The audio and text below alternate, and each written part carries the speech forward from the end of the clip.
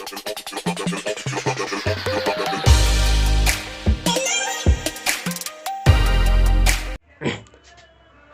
हिंद बच्चों, मैं हूं काजिम सर और आज हम लोग सीखने वाले हैं 10th क्लास का मैथ एक्सरसाइज 5.3। बच्चों, इस एक्सरसाइज में हम लोग कुछ क्वेश्चंस कर लिए थे, है ना। 1 से लेकर के जो है 15 तक, नहीं 14 तक क्वेश्चन कर लिए थे बच्चों। ठीक है, अब हम लोग जो है 15 से आगे क्वेश्चन करने जा रहे हैं। ठीक है बच्चों, तो आप लोग वीडियो पे बने रहें और वीडियो अच्छा लगे तो प्लीज़ लाइक करें, कमेंट करें और नए हैं तो प्लीज़ चैनल को सब्सक्राइब भी कर लें। ठीक है बच्चों, क्योंकि मैं इस तरह का वीडियो आपको पूरे सॉल्यूशन, है ना, 10th क्लास के जो भी मैथ्स और साइंस सारे का सॉल्यूशन आप लोग को मिलने वाला है ना, इस चैनल पे। इसीलिए आप लोग वीडियो पे बने रहें और साथ ही साथ सब्सक्राइब कर लें। ठीक है बच्चों, और चलते हैं हम लोग 15 नंबर सवाल करने के लिए। क्या कह रहा है इसमें बच्चों, यहाँ पे कह रहा है कि, है ना, निर्माण कार्य से संबंधित किसी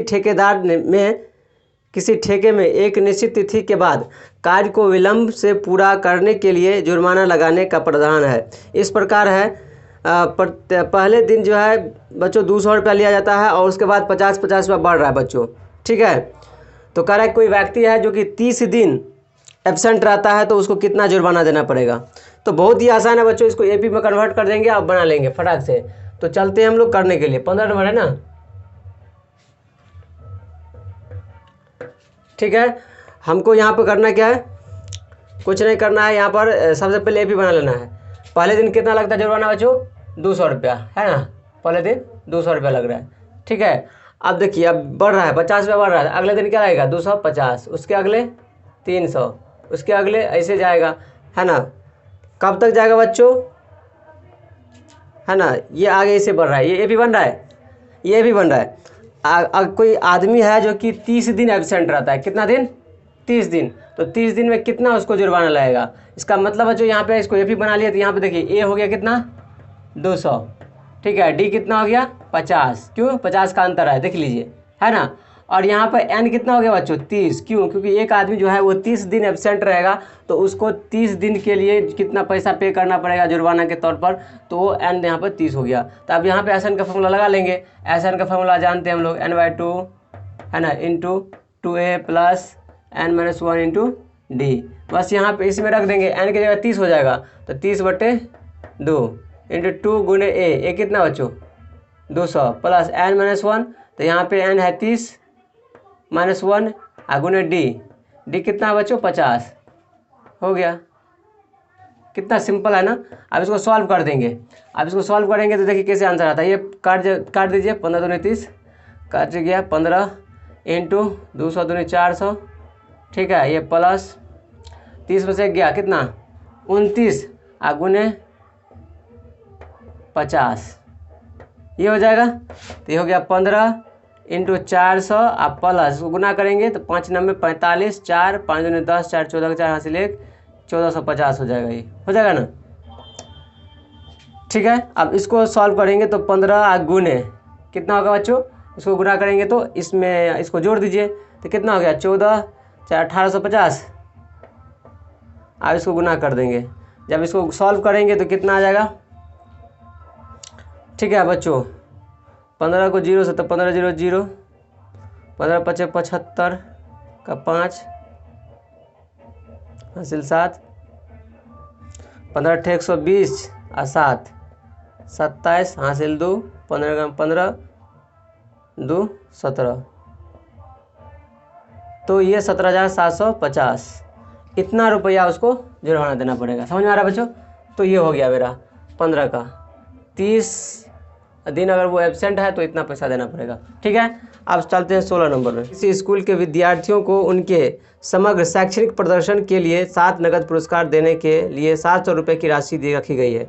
यदि प्रत्येक पुरस्कार अपने से ठीक पहले पुरस्कार से 20 रुपये कम है तो प्रत्येक पुरस्कार का मान कितना होगा। बच्चों यहाँ पर क्या है, शैक्षणिक प्रदर्शन के लिए कुछ पुरस्कार है 7 और उसमें जो है 700 रुपया है। अब कह रहा है कि ये जो पुरस्कार है अपने से ठीक पहले पुरस्कार से 20 कम है। तो मान लीजिए कि पहला पुरस्कार कितना है बच्चों, यहाँ पे 15 16 नंबर होगा ना।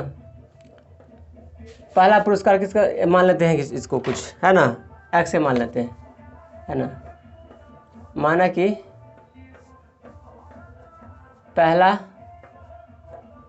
पुरस्कार कितना होगा, x रुपया का। ठीक है, तो पहला पुरस्कार x रुपया का है, तो उसका दूसरा कितना होगा, तीसरा कितना होगा, तो उससे पता चल जाएगा। AP निकाल लेंगे यहाँ से AP जो बनेगा, तो पहला x माने हैं, तो दूसरा क्या होगा, x - 20, तीसरा x - 40, है ना। इस तरह से जाएगा ना।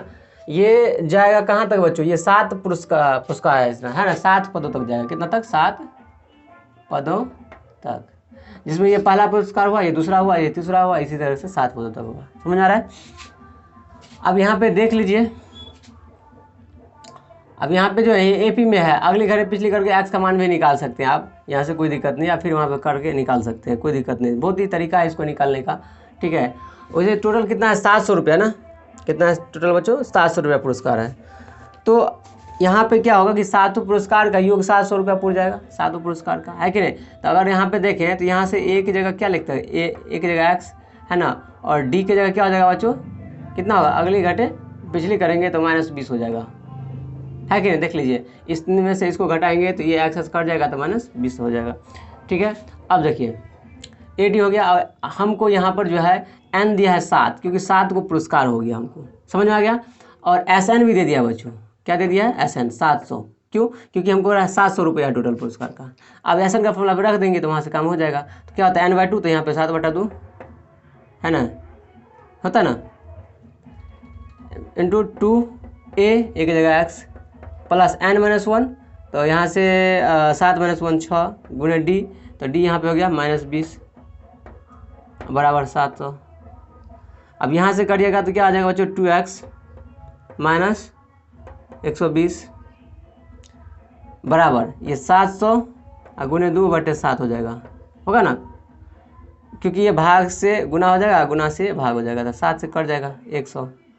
तो यहाँ से 2x जो निकलेगा, यहाँ से कितना आएगा बच्चों, तो 100 दूने 200, अब प्लस ये माइनस से प्लस 120 होगा, ये माइनस से प्लस, यहाँ x निकालेंगे तो 200 1 320, अब बटे में 2, कितना लेके लगा, 2 1 2 2 6 12, ये 0 था ना, 2 1 2 2 6 12 0, 160 रुपया का होगा।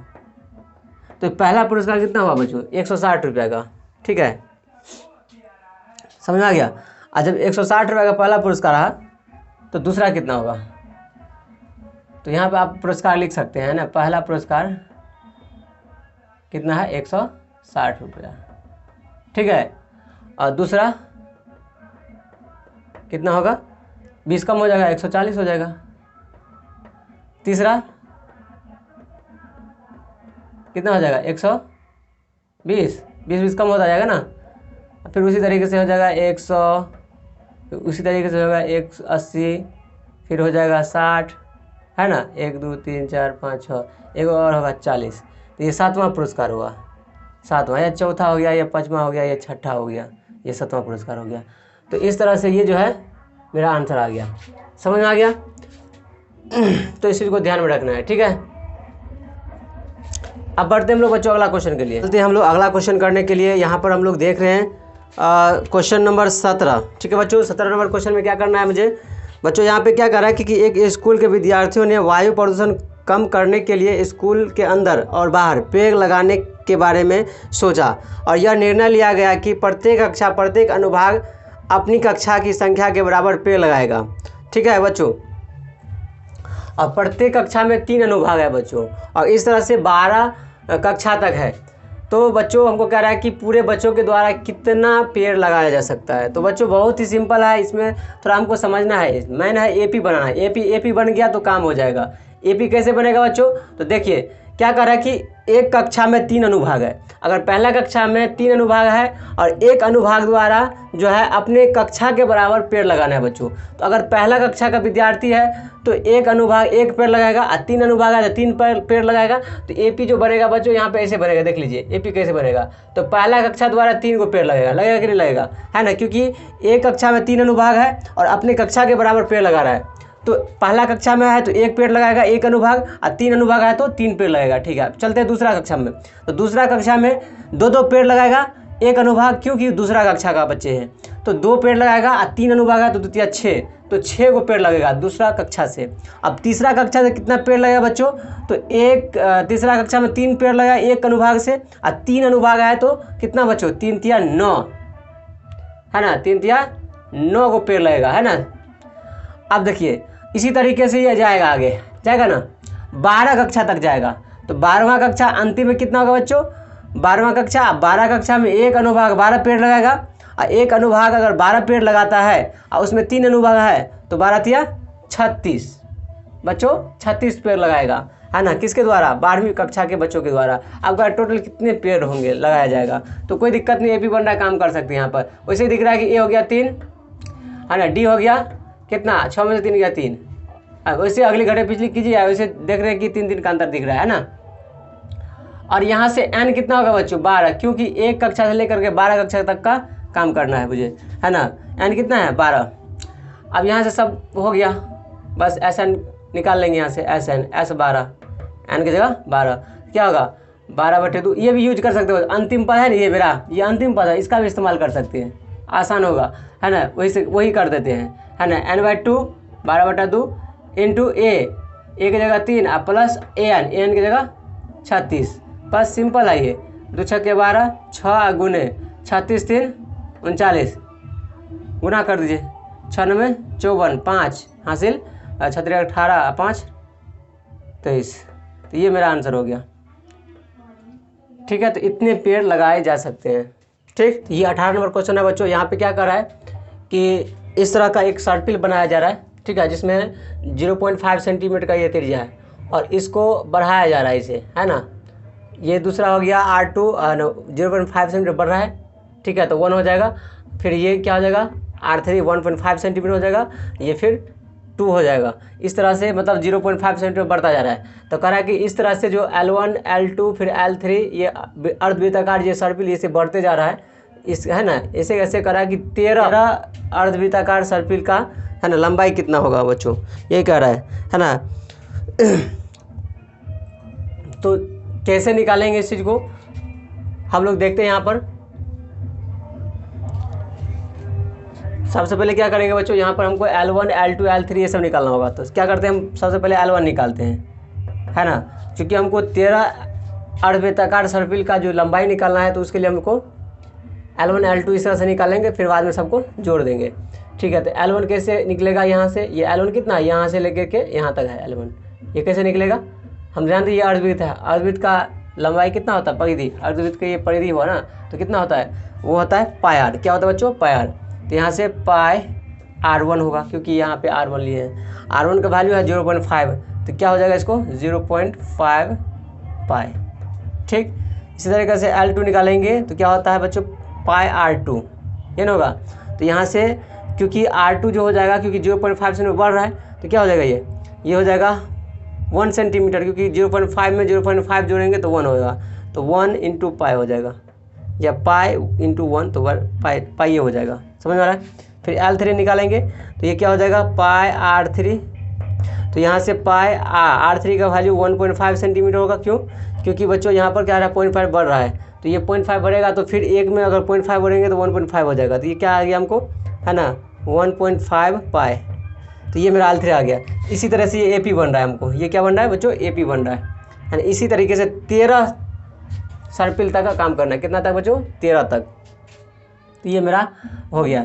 अब इसको हम आगे करते हैं। तो ये अगर AP बन रहा है तो यहाँ पे लिख सकते हैं क्या क्या हो गया बच्चों, अरे ये A की जगह हो गया हमको ये 0.5 पाई, ठीक है, और D के जगह हो जाएगा क्या बच्चों, इसमें से इसको हम घटाएंगे, अगली घटे पिछली, तो 0.5 पाई ही होगा, है ना। 1 पाई में से 0.5 पाई घटाएंगे तो 0.5 पाई ही होगा, ठीक है। उसी तरीके से अगर n देखेंगे तो n कितना होगा बच्चों, चूँकि हमको कर 13 सर्पिल का योग, तो 13 हो जाएगा, ठीक है। अब हमको SN निकालना है, तो SN को होता है S13, S13 कैसे निकलेगा, तो n/2, तो 13/2 इंटू 2A, A की जगह आ गया हमको 0.5 पाई प्लस n-1, तो 13-1 तो 12, और D कितना 0.5 पाई, ठीक है।